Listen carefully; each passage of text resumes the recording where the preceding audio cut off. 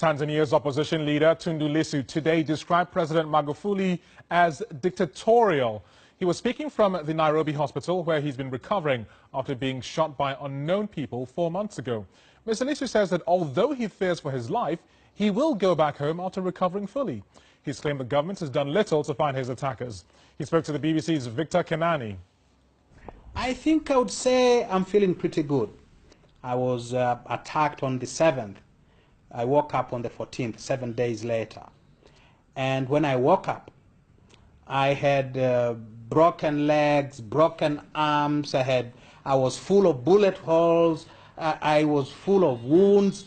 I was in pain that is indescribable. How has this attack changed your perspective about life and politics? I actually call it an assassination attempt. And when something like that happens, it changes your perspective on life.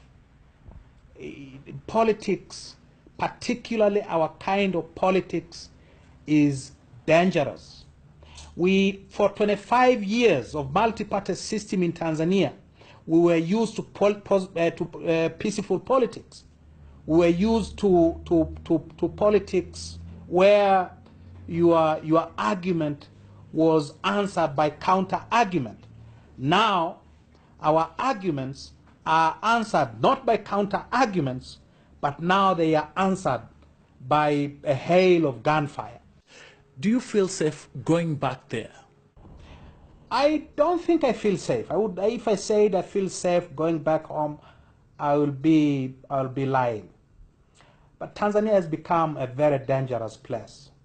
It has become a place where journalists like yourself are abducted and they disappear. It has become a place where people are murdered. They are shot dead. They are tied in hands and feet. They're dumped into the sea and they're washed off into the beaches. We have become no different from those odious military dictatorships of Latin America of the 70s and the 80s.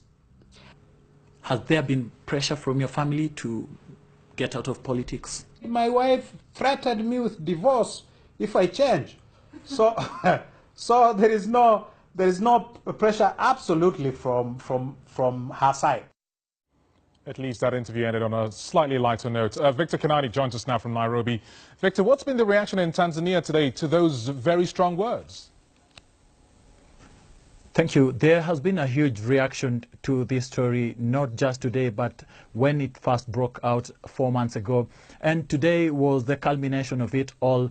And a lot of people have been following this story since it broke out. And so today, when the story was being broadcasted on BBC Swahili Facebook page, there were a lot of reactions there. We had almost 350,000 people who have interacted with that post in one way or another. And in a way, when we went to the hospital to visit Tundu Lissu, we did see that there were leaders from his party, Chadema, and there were also his family members who were there to support him. So from the comments that I've gathered and looked at from the Facebook page is that there is on one end, there are those who support him very much and wish him well. They feel there was a void that had been there that he'll now come back to cover and proceed with what Chadema was doing. But on the other end, there are his critics who feel like he's been very harsh and critical of President John Magufuli's government. And so they want him to tone down that even as he's gone for this sabbatical, when he comes back, he needs to tone down his language and try to be more accommodative.